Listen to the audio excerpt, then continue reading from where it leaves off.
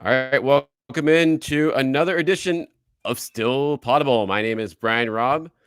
Jay King is in transit to Brooklyn for the game Ooh. on Tuesday night, and Sam Packard is Keeping with avoiding Chris keeping with Forsberg of the standard. East.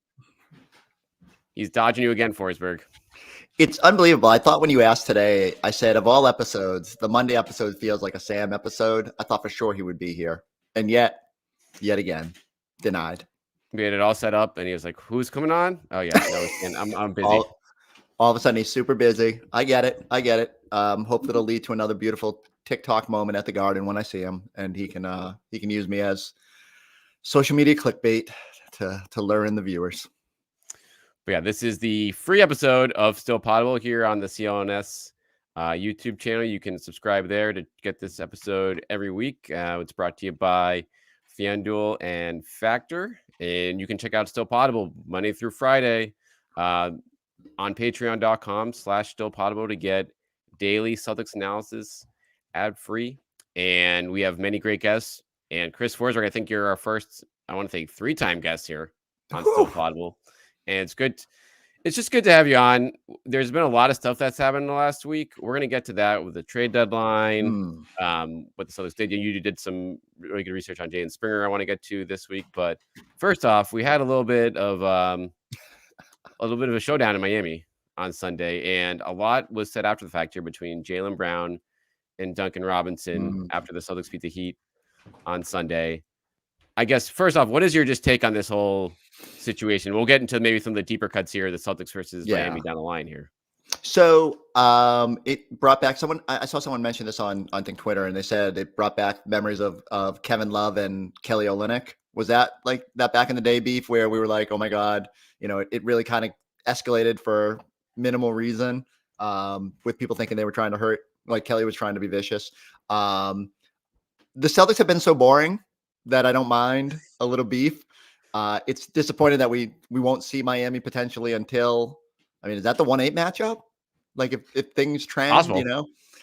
So, I don't know if that's a good thing or a bad thing. I think that you don't want that much excitement in the first round of the playoffs, but okay. So like that could be the trend.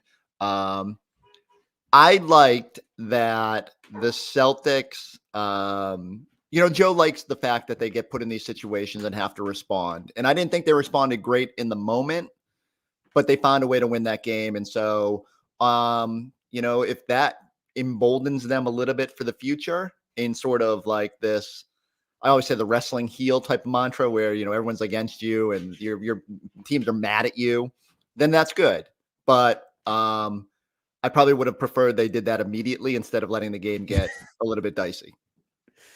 Yeah, the response in the moment from Jaylen after that play was ugly initially, but he did make a couple plays. I guess Tatum I want to credit more for making plays down the stretch of that game than Jaylen Brown. But at least Jaylen had the one nice play where he made the back cut. Right. And then he had the rebound with like 20 seconds left in the game off the offensive board. Like, again, these are plays to help cinch in. But I'm with you. Like, generally, the whole like crunch time scenario with this team after the aftermath of this altercation, if you will, doesn't make you feel better necessarily. It is winning in the road against a team that has your number, but they also were down Jimmy Butler and 2 other guards over the course of that game. Richardson, they lost everybody in that game. So yeah, I don't know if I felt I get Joe's point. You want to be put in tough situations and learn from it, and it's a lot better than probably just steamrolling through teams. Because look what happened with 2008. 2008 steamrolls everybody. They get to the playoff and everything is difficult, and they don't respond great to it. Now they won every home game, so it didn't matter. But they had to grind once they got there. I think it would benefit this team to have to fight a little bit during the regular season, but I don't know. Like some of these games get dicey, and they shouldn't have to get to that point. Can I give you like the one sneaky stat? I thought about writing about it today, but I'm gonna give it some time. So Please. I think they're now 18-8 in crunch time games. Yeah, clutch time situations. Yep. Yeah, I think I saw that. And if you take it from inside 5 points inside 5 minutes, take it down to, I think within one possession, for 3-point games. So 1 possession game late. How are they there? I think they go down to 11-8, which means they're 7-0 in games where they're kind of close, but they had the padding and they get to the finish line. And they're less successful in games where it like really gets dicey. And you think about a lot of those overtime games. Now, I do think they've been far better in recently. And I know everyone over in that building is sick of us complaining about late game execution, but I do think it's still the number one thing that has to be watched. So besides health, over the finish line of the season, I just want to see them. I think defensively they've been awesome. Like I like even Tatum locking in and blocking Bam and all that. That's been great. I just think there's another level they can get to just make their lives somewhat easier. Isn't that what we keep coming back to? That they just make their lives a little bit too difficult sometimes? Totally. I mean, it's a situation where it's better than like they're making positive strides in this department as far as like that record you mentioned, but there's still plenty of room for growth there because I think a lot of those that 18-7 are like that's a misleading number because it's like, all right, if they have a lead by 12 and then they win by 4, a la like a Miami game, then they get credit for the clutch time win, but it's like, should they get credit for that? Like Right. that's like different category than, like you said, a 1 possession game in the last couple of minutes there. And I think just the execution on that front from like Tatum's shown strides, Jaylen Brown like is certainly up and down, but their decision-making process from those guys in a lot of those moments has not been great over the years and has cost them games over the years. Yeah. And so now with so many new pieces this year where it's like, all right, the onus that may have been on them a couple years ago or even last season is not there anymore. Like, why are we still seeing the same decision making there? I think that's like the big thing to work on here in the next 30 games, being like, all right, can they diversify things on that front? Now, all that being said, one, they have been so much better about getting Kristaps Porzingis the ball, like through the totality of games. Maybe not so much yet at the end of games, but I thought just understanding that he is a mismatch, especially in this last 4 games or whatever. They've been so intentional about the touches, and those are up through the roof, and that's great. As much as I crunched those numbers and said last 2 minutes, like it was 104-101, I think, with 2.5 minutes to go. And that's when Tatum drew the double team and found Jaylen on the back cut for which was probably their best basket of the last run, and then blocked Bam. So they are making plays in 1 possession games and stuff like that. I just think we're all on the same page here. It's just like, you don't probably have to get that close if you just tighten up a little bit in the under 6 portion of it. And but hey, like I get it. Games get close, and if you go back and you rewatch it, you probably feel a little bit better than you do about it in the moment. It's just gonna, like, I know they would love for the storyline to go away. It's just not gonna go away until they're like real. And it's so weird because if you look at the overall clutch numbers, I think their net rating is like plus 23.8.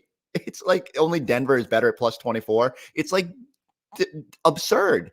And their defense has been so good in those final 2 minutes. I think it drops to 83.8 defensive rating. It's like, it's criminally low. But they just got to be, there's just a little bit to tighten up there, and don't put yourself in that situation to begin with. All right. Before we wrap up the talk on this game, just the whole situation with Jaylen and Duncan, like in the quotes about it after the game, what, not whose side are you on here? What was this like, ooh, Duncan, like you're wrapping him up. So Jaylen, of course he has the right to like just toss you off, or versus like, oh, was this? I mean, people, like you said, you brought up the Olympic part of it. I don't think it went that far, certainly from like Jaylen's perspective. But like, whose horse are you backing here? Whose side do you lean towards a little bit in this instance? Is it possible to? I mean, like I say this as someone who has a very punchable face. Like, how do you like back Duncan Robinson in that situation? Like when he's sitting there throwing a fit about it. I will say every time I watch the replay, I was like, optically it doesn't look good, right? But, you can obviously make the case that Duncan has to disengage. He was clutching and grabbing throughout that game. I get why Jaylen's frustrated in that moment. I don't know. I don't know if I don't want to give either credit for the situation, but I get both. Put it this way. I get both sides of it. Yeah. And I think, it's not the worst thing that it happens. I just would like to see, I'd like to see the response from the Celtics be a little bit better, even though Joe seemed thrilled with it, that in a physical game, they were like, okay, cool. We'll, you figured out a way to tune it up at the end. I just want to know how Joe didn't challenge the Porzingis getting the shot from Bam on the in the like the quarter earlier for Porzingis. Marcus Smart got thrown out of a game for that a couple years ago, I feel like. And so that was one where I was like, oh, it may have been a foul, but even if it was a foul, like that's still I didn't even think of that because I saw a lot of people worked up about it, and I was like, oh, it's just even if you get the foul called, whatever. But I didn't think about that. Getting him ejected would have been huge. I think my favorite moment was Bam. Then like you could clearly tell they were talking about it after the play, like after the game. Him and Tatum were on the court, like joking about like the arm thing, and it didn't seem that Bam Adebayo was that worked up about it. And we know how friendly he is with the core of this team after Team USA. So Bam probably is just like, yeah, that was kind of ridiculous. Yeah. Well, it sets the stage for fun potentially in April and May if these guys get together again. But man, I almost wish we had one more. Like, how is it that we play the Pacers 74 times, but we don't have one more game against the Heat? NBA's got to spread these things out better. Wait for that fifth matchup coming up against the Knicks soon. But all right, let's take a break here to hear from our sponsor FanDuel, and then we'll get to some trade deadline talk with Forsberg. Happy Super Bowl to all who celebrate from FanDuel, America's #1 sportsbook. FanDuel has so many ways for you to end the season with a W. Not only can you bet on who will win Super Bowl 58, but FanDuel also has bets which players will score a touchdown, how many points will be scored, and so much more. New customers join today, and you get $200 in bonus bets if your first bet of $5 or more wins. Just visit FanDuel.com/Boston to sign up. That's FanDuel.com/Boston. Make every moment more with FanDuel, an official sportsbook partner of the NFL. All right, we're back here at Still Poddable. Chris Forsberg of NCB Sports Boston is joining the show here. And Chris, we have not talked to you since a flurry of trade deadline activity, 3 big moves, big in quotations. But one pretty meaningful move potentially for the future here is the addition of Jaden Springer from the Sixers. We saw Daryl Morey had some interesting comments about kind of giving up on Springer last week. Springer brushed those comments off on Sunday, but you have dove into the video here of what kind of inspired Brad Stevens to make this move, a big preseason effort against the Celtics this year. What have you seen after digging in deeper there, and what do you just make of this move for now and potentially the future? Yeah, so I think we start by when I rewind to 2 years ago when they traded for Derek White. I was talking to Brad after, we're lucky enough to get a little one-on-one with him after the trade deadline. And, one of the things I thought was really interesting and to kind of bring this conversation full circle was he pointed to Miami and said, we need to be better at finding guys that other teams have either given up on or still have potential and nurture them and bring them along like our own draft picks so that we can supplement our growingly expensive core. And that's something I've kept in mind as they've made moves the last couple of years, because Brad is going to trade every first round pick ever. I actually joked with him after this trade deadline, is he ready to pick the number 30 pick this year? Because, they still have a first round pick. They probably won't by draft night, but we'll see exactly how that plays itself out. So Springer to me sort of fits that mold, right? Like he's still so super young, still only 21. Brad jokes that he's, younger than a lot of the guys they're looking at with that 30th pick. And they really like what they've seen. And I'll admit, I didn't remember a whole lot from that preseason game. I think I remember the Tatum dunk, but I honestly didn't remember it was Springer. And so Brad was saying how that preseason game left an imprint on him. And you go back and watch, and he's all over the tape, whether it's defending Jaylen, whether it's stripping Porzingis at one point. He's just doing the Springer things that we probably seen a little bit more as he got more of an opportunity the last few weeks in Philly. So, and look, Brad admitted that they kind of had their eye on him, but then the final week leading up to the trade deadline, he defends Luka, he defends Steph, and no one's going to be perfect in those situations. But when you take a part-time player and go ask him to defend 2 of the best players in the league, and he kind of hold his own, that's encouraging. So he's got to learn to be some sort of an offensive threat. We know that, in order to play for Joe Mazzulla, you got to be able to bring it on that end. But the athleticism is more than I remembered from those games. And, his highlight reel is kind of fun with the blocks and the chase downs and just kind of a fearlessness throwing himself in there. That Tatum dunk, he could have made a business decision in a preseason game real quick, but to go up and challenge that shot was whoa, and to get full ball and all that. So I like the potential. I don't know what it will translate to. I don't know how much opportunity he's going to get. Peyton Pritchard barely logs of enough minutes for this team, is a 4th guard. We saw last year, Peyton didn't play a whole lot. So, but if you're resting Drew Holiday over the final stretch of the season, if, you just feel like you need another wing defender, he plays bigger than his 6'4". So it's weird that, it's weird that we're spending all this time on him and not Tillman when I think Tillman is like super important to navigating it. But I just thought it was interesting when Brad was kind of leading me through the like how this came up and like why they jumped on the radar. And then you add in Maury's comments which were just ridiculous. Like, even if you think that, don't come out and say that. Why would you give a rival like that any motivation? So it's the reason that, you know, Brad plays everything kind of close to the vest, and Daryl Morey just doesn't know when to stop talking. 100%. That's exactly, like, you can think that to say that when you're going head to head with a rival, to like put it out like there like that. Even he tried to compliment him, but it's like, no, you still like that's a Total backhanded compliment. Yeah, but it's like, it's funny though, because this is the type of a move where it's like they have so many limited resources to add in the future, so it makes sense to kind of try to check two boxes with a move like this. And Springer, I don't know, is there a player? Is it like Javonte Green type stuff? Did you see like defensively there? Is that like a fair? I mean, like Green's a lot more seasoned than he was when he was here. But so how tall was Javonte? 6'5"? Like Springer's a little shorter. Like I think 6'3" without shoes, 6'4", but he's definitely long and like springy. It's funny if you go back and read some of the draft comps, someone made a Marcus Smart comp, and at first I was like, no, and then you watch the chase down blocks, and it's very Norm Powell blockish, like coming from behind and like more hops than you think. Marcus always had those sneaky like jumps, but I mean, this kid's a lot springier in general, living up to his last name.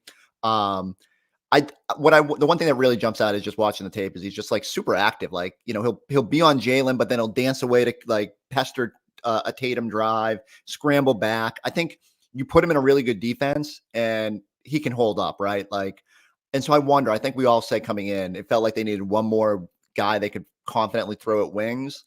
And as good as O'Shea and, you know, Lamar probably checked some of those boxes, but just couldn't play him offensively. I wonder if they'll just give him a chance, you know, and maybe it'll be like, you know, he just doesn't make enough shots. You can't have multiple offensive non-threats out there, and that might limit him. But honestly, even if he just goes to Maine and gets reps and gets work, and then you evaluate next year, they had no pathway to adding a $4 million guy next season. So at least you have a flyer here to take on him. And so while I'm not thrilled overall, like I would have loved if they have done something that made you definitively say, I do come away like kind of some of his numbers are just like stupid good. The 99th percentile for blocks and steal percentage for wings, the offensive rebound percentage, you know, there's some redundancy there with like O'Shea, and O'Shea has more size. I don't know. Like, again, I can't tell you what the definitively is going to be the role this year. I just like the prototype of the player. And I guess that's one of the things I come away with is like Brad has a type, someone who can defend and stocks and all that. And so we'll see if they can maybe hit the jackpot on a dice roll.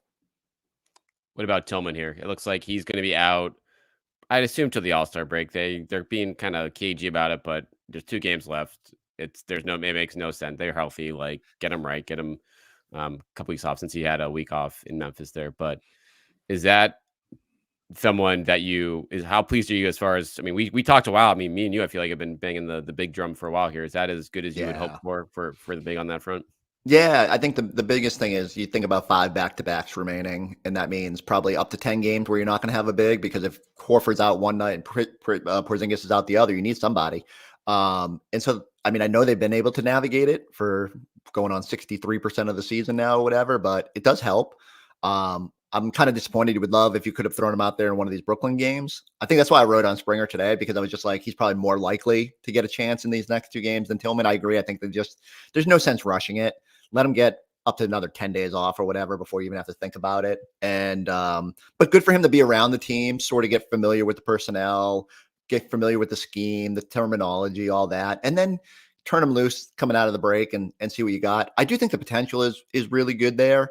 Very Al-like, you know, and defensively in terms of undersized, doesn't get play big above the rim, but is going to be super versatile, moves his feet, can defend guards. You know, watching those clips where he's defending Jokic and then switches on to Murray, that stuff's encouraging to me, because you're not asking him to do it a lot. But if he can do it for 5 minutes a game, you know, in a playoff game or something, like, it's just a nice luxury to have. But yeah, I think we were both there, right? Like, big depth helps them more than anything else they could have acquired. maybe a wing defender. Like, I guess some versatility there, but he can do that because he can move his feet. Right. And that's where Al Horford at age 37, Luke Cornett, like those guys are more reliable defenders in terms of the day-to-day grind in terms of their health. But when it comes to a situation where Porzingis goes out, you're facing a team in the playoffs, it's like if you get Al on the wrong night, then he suddenly can look really slow and look at steps left. And Cornett is clearly not going to be the answer on that front. So Tillman at least gives you something else to throw at it, as well as, I don't know, it's like a pretty intriguing move for the future here because like you do get his bird rights. And Al Horford still has 1 year left on his deal. I mean, I think Cornett's a free agent. I mean, all these guys are free agents here. So, but you're eventually going to be like, who is going to be your long-term replacement here for Al? Assuming he doesn't have more than a couple years with him. And Tillman is someone who can, if he plays his cards right this season, he's not going to break the bank, but also is going to be someone who you could see being a good depth piece in the middle for a long time here. So until Brad trades for Wendell Carter Jr., we'll just keep riding what we got. No, there's the same deal. I think that's always the biggest long-term issue for me. And I know people, even with Springer, people are like, "Oh, is that Derek White insurance?" And I mean, come on, like Derek White is just such another level of a player right now. He's practically obviously in the All-Star conversation. He should probably be at the All-Star game based on a lot of his early returns. But I do think having another guard, because you do have tough decisions coming up with Drew and Derek and figuring that all out, it can't hurt to have some more guys in the pipeline. So, but yeah, I think that's the bigger thing for me is like Tillman still has a lot of potential and, maybe just needs to be in the right system. And if getting to spend, even if it's just another few months with Al Horford cannot hurt his development and cannot hurt like in terms of like teaching him how to be the best he can be. And so I think this could be I hope he just attaches himself to Al's hip.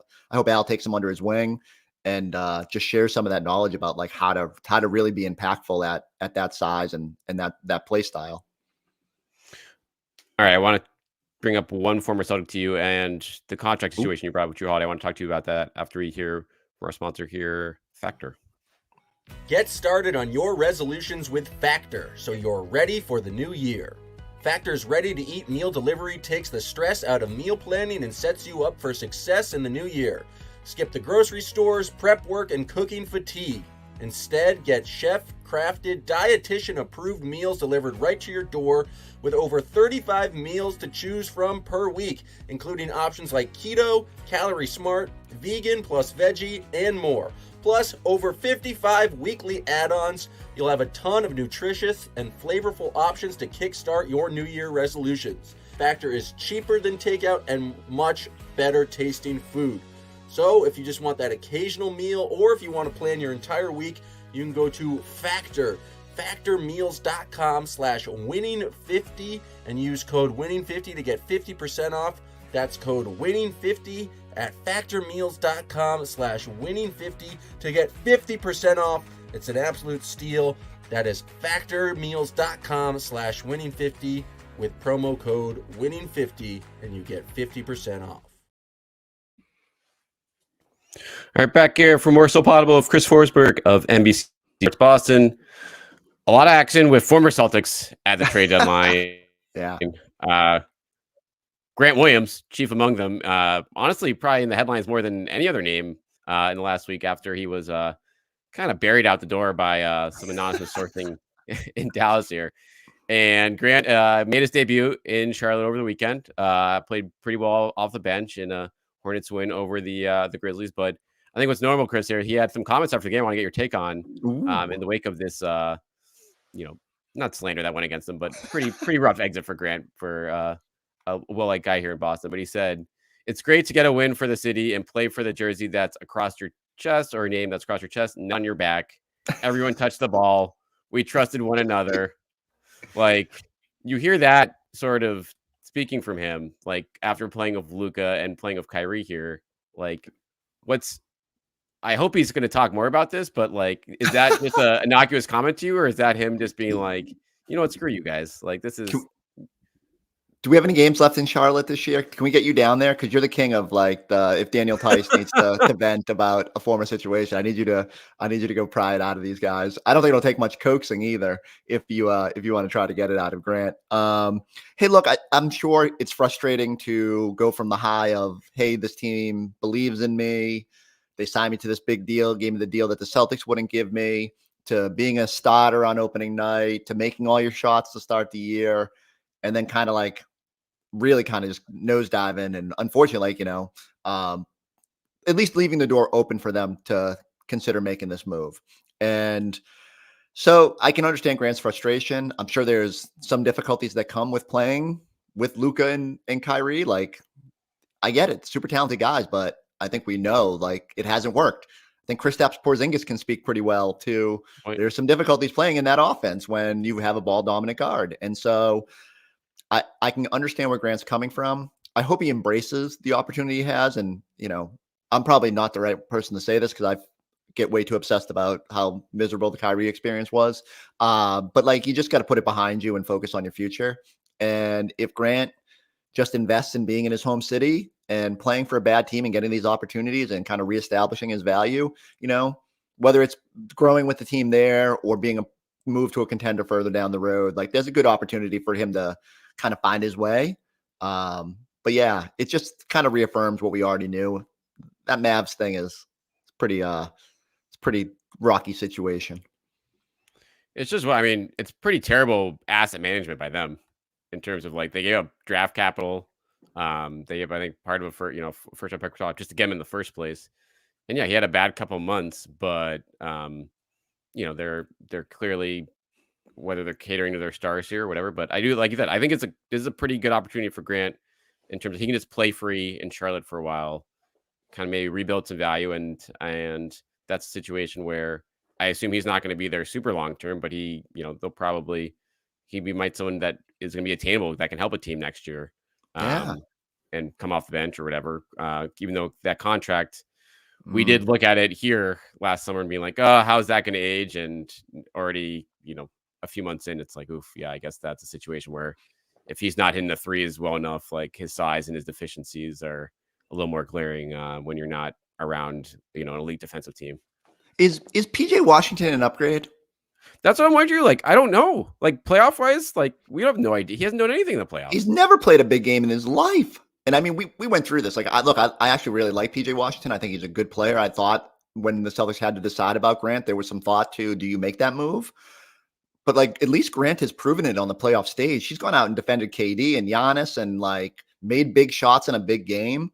I got no clue what PJ Washington's going to do in that situation. He probably won't talk as much, but like, I don't know. Like, I don't know if that's a good thing. I think I'm with you. Like the Mavs, maybe they'll be rewarded. Maybe it'll like, they just need a different person in there and it will work and they'll look smart. But when you start totaling up everything they gave up to make that move, that's what bad teams do. They overpay after taking what they think is a misstep instead of trying to see it through and figure it out. Like, I just think it's so bad, But I guess you also, when you're sitting there worrying every day that Luka Doncic is going to come to your office and be like, hey, I'm out of here, you do whatever it takes to keep him happy. And the fact that this is the volatility and not number 11 causing some issues, like, take it. Yogi didn't like what you said. I don't know. I was on it first. And I was ready to reach for the switch. Before we wrap up here, buyout market is still there. Hold on a second. What do you like? You're the buyout king. You tell me. I mean, Otto Porter Jr. has to be the move, right? Like that's people are mad at me now. Is Danny going to cut him loose? Is the question. That's like we've heard crickets on that front so far.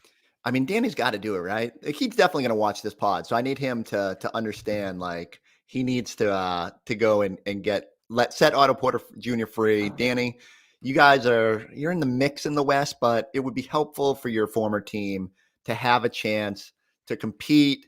And because you couldn't funnel Kelly Olynyk here, at least do the right thing and get Otto Porter Jr. on here. I actually have people in my mentions being like, they don't see why I'm so high on Otto Porter Jr. I'm like, are you high on any of these buyout guys? Right, exactly. It's like there's not much there. It's slim pickings. And part of me, obviously they've got to navigate a little nimbly here with Kada because he's running out of games.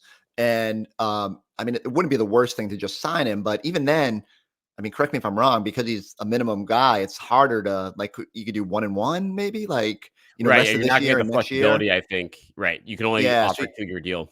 it's the same thing that happened with Hauser, where they needed the mid-level to stretch that out over 4 years, or else you're just really kind of short-circuiting yourself. So I don't know. Like, I think they can sell him on the idea of like, look, we added Tillman, we're going to keep you on a 2-way. We got bigger plans for you next year, and he'll probably be cool with it and can still help you get through the regular season. If you need to lean on Cade in the playoffs, something probably went wrong. And so, maybe that's the smarter path. And then you just get someone who at least has some experience as that 15th guy. I just like Otto because he's been in big games, like I think that matters. And, but I don't know if there's a PJ Brown or Sam Cassell out there. I think you're just kind of hoping that a little bit of serviceable depth. And like, I like them as a trade target. So I'll just keep banging that drum that they should think about him with the buyout market. But I will say, Brad does not sound like he's going to move quick. He wants to kind of get a look at this, and he wants to, if you're rushing to get a buyout guy, same deal. You're probably in a bad spot for a reason. I think they'd rather wait and just, if something were to happen before whatever that is. There a date? Is there like a March 9th date that you got to add? No, I mean, honestly, it's a situation where the guys just have to be bought out by March 1st from their current That's right. team. And then you can sign anyone whenever you want if you're as long as they're not in that team then. That's right. That's where the date is. So that's even better. That gives you the flexibility to take it right to the last day of the season. And as long as the guy was bought out before that, you might as well just add him then. Saves you tax wise, saves you, the only thing you'd want is probably some time to integrate that person in case you needed an emergency body. So, but wait, like there's no reason, like if you need a wing all of a sudden because someone rolls an ankle, then you go pursue it. And so give yourself that flexibility long term. Yeah, Nimi, once Tillman was added to the equation here, I feel like it got difficult. Barring a big injury, it's like, why would you do it? Like, yep. he's not someone, even if everything goes wrong in the playoffs. Like, there's mine. I don't know if you heard Kemba go nuts. So like both of our dogs going nuts at the end of this podcast. Amazing. Well, that's the sign to wrap things up here. Chris Forsberg, NBC Sports Boston. Make sure you check him out on Celtics Talk Pod and every night on Celtics pre and post. And we'll be back here at Still Poddable, coming back tomorrow with a post game from Celtics Nets in Brooklyn. Jay will be there for that one. Thanks again to CLNS for hosting us. Thanks again to our sponsors, FanDuel and Factor. And we will talk to you guys tomorrow here on Still Poddable. Were you at Packard?